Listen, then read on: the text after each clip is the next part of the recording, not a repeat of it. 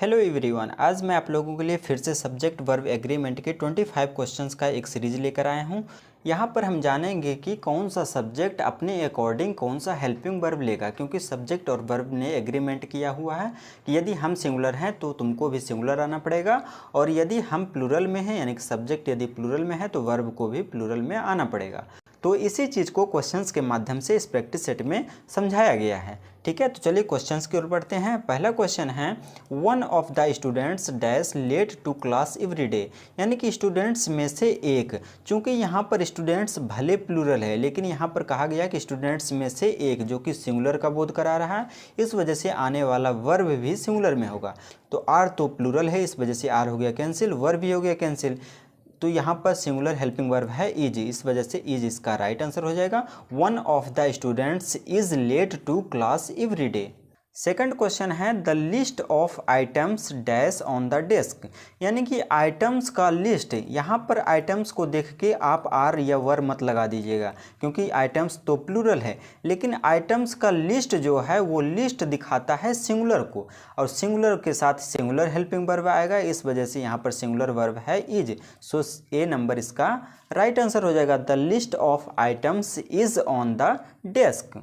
अगला क्वेश्चन है, either John और his friends dash coming to the party. तो यहाँ पर कौन सा वर्ब आएगा? तो जब भी सेंटेंस ईदर और से जुड़ा रहे तो नज़दीकी सब्जेक्ट डिसाइड करता है कि आने वाला वर्ब कौन सा होगा। तो यहाँ पर खालिस्तान यानी कि वर्ब के नज़दीक आने वाला सब्जेक्ट हिज फ्रेंड्स है, जो कि प्लूरल में है, इस वजह से आने वाला वर्ब भी प्लूरल में होगा। तो यहाँ पर आर प्लूरल में है और वर प्लूरल में है। लेकिन आपको याद रखना है कि जब भी पास्ट इवेंट यानी कि पास्ट का जिक्र नहीं किया गया हो तब उसे हम प्रेजेंट में मानकर चलेंगे। तो यहाँ पर किसी भी पास्ट इवेंट या पास्ट के बारे में बात नहीं की गई है, इस वजह से हम पास्ट का वर्ब इस्तेमाल नहीं करेंगे, तो वर्ब हो जाएगा कैंसिल। तो इसका राइट आंसर हो जाएगा आर। क्यों? क्योंकि हिज फ्रेंड्स जो है वर्ब के नज़दीक आने वाला सब्जेक्ट है, और यही डिसाइड करेगा कि कौन सा वर्ब आएगा।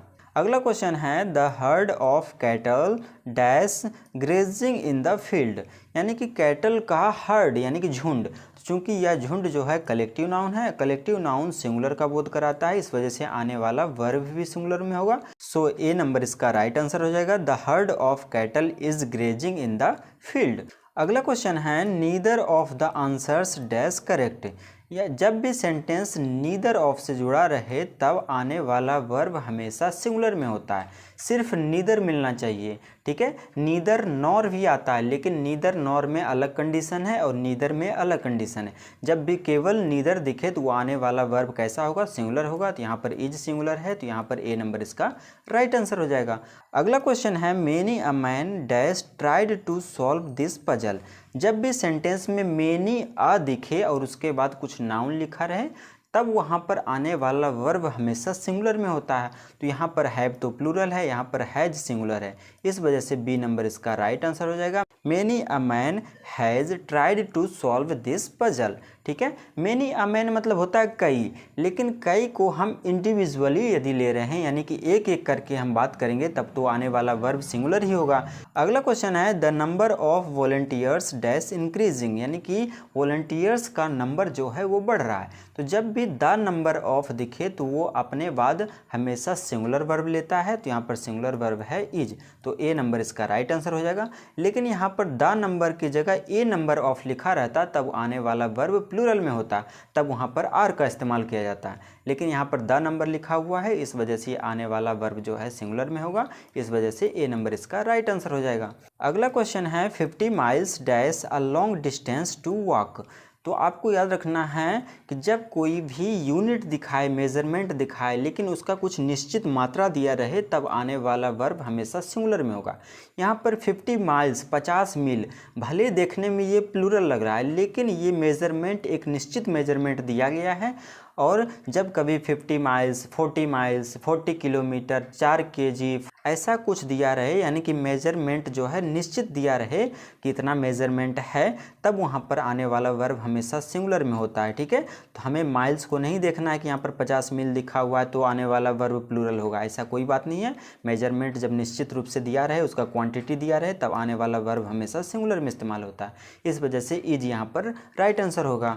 अगला क्वेश्चन है नन ऑफ द स्टूडेंट्स, यानी कि स्टूडेंट्स में से कोई नहीं डैश कंप्लीटेड द असाइनमेंट। तो जब भी आपको नन ऑफ वर्ड दिखे तो वो आने वाला वर्ब हमेशा सिंगुलर में होगा, ठीक है। तो यहाँ पर सिंगुलर है हैज और इज, हैव तो प्लूरल में है इस वजह से ये हो जाएगा कैंसिल, और आर भी है इस वजह से आर भी हो जाएगा कैंसिल। अब हमें डिसाइड करना है ए और सी में। तो none of the students dash completed, यहाँ पर वर्ब का थर्ड फॉर्म आ गया, और हमें पता है कि वर्ब का थर्ड फॉर्म हैज़, हैव या हैड लेता है, इस वजह से यहाँ पर तो हैज ही बचा, तो हैज इसका राइट आंसर हो जाएगा, इज इसका राइट आंसर नहीं होगा, ठीक है। क्यों? क्योंकि इज के बाद वर्ब का फोर्थ फॉर्म आता है, चूंकि यहाँ पर थर्ड फॉर्म है इस वजह से हैज ही इसका राइट आंसर होगा। अगला क्वेश्चन है bread and butter dash my favourite breakfast.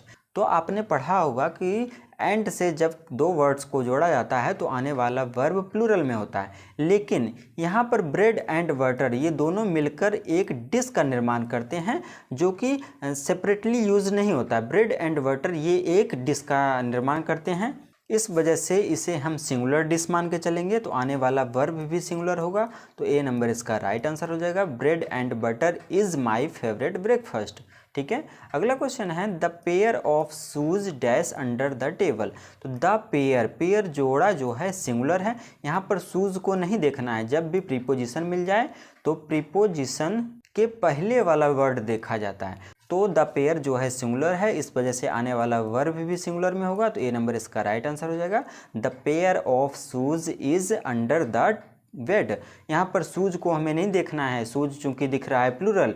अगला क्वेश्चन है either of the books dash fine for the report.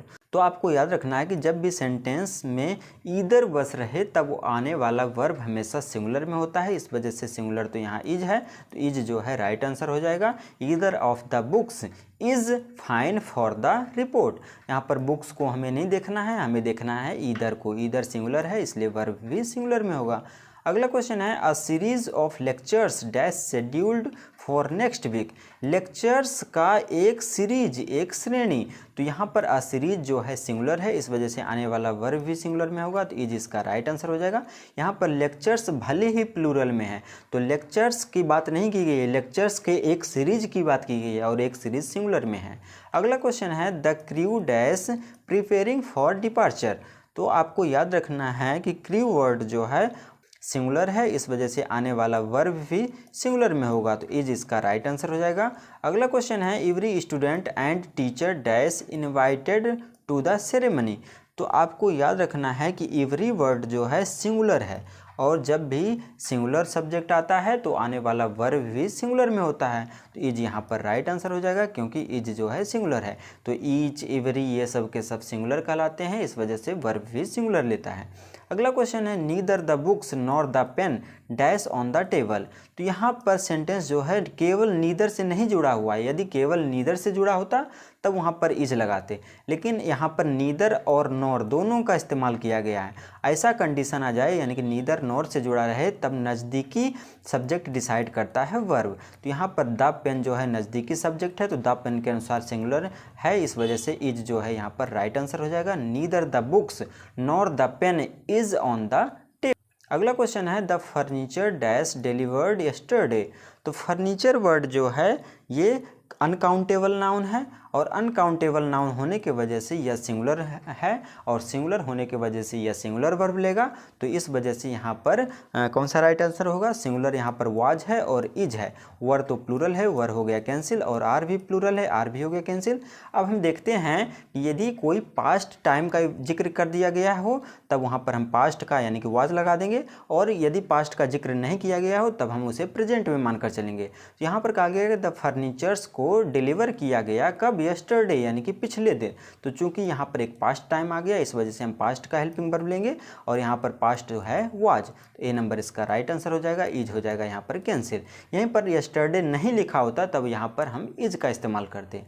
अगला क्वेश्चन है several of the students dash chosen for the project, यानी कि स्टूडेंट्स में से सेवरल यानी कि कई, कई मतलब हो गया कई सारे यानी कि प्लूरल, अब प्लूरल है तो प्लूरल वर्ब लेगा, और यहाँ पर प्लूरल है वर, तो इस वजह से बी नंबर इसका राइट आंसर हो जाएगा। Several of the students were chosen for the project, ठीक है, बी नंबर यहाँ पर राइट आंसर हो जाएगा। वाज तो सिंगुलर है, इज भी सिंगुलर है, और बी का हम डायरेक्ट इस्तेमाल नहीं कर सकते हैं, ठीक है। अगला क्वेश्चन है the data dash being analysed by the researchers. तो आपको याद रखना है कि डेटा वर्ड जो है वो प्लूरल है, इस वजह से ये प्लूरल होने की वजह से वर्ब भी प्लूरल मिलेगा।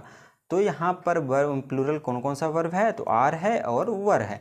चूँकि यहाँ पर कोई भी पास्ट टाइम का जिक्र नहीं किया गया इसलिए हम इसे प्रेजेंट में मान के चलेंगे, तो आर यहाँ पर राइट आंसर हो जाएगा। The data are being analysed by the researchers.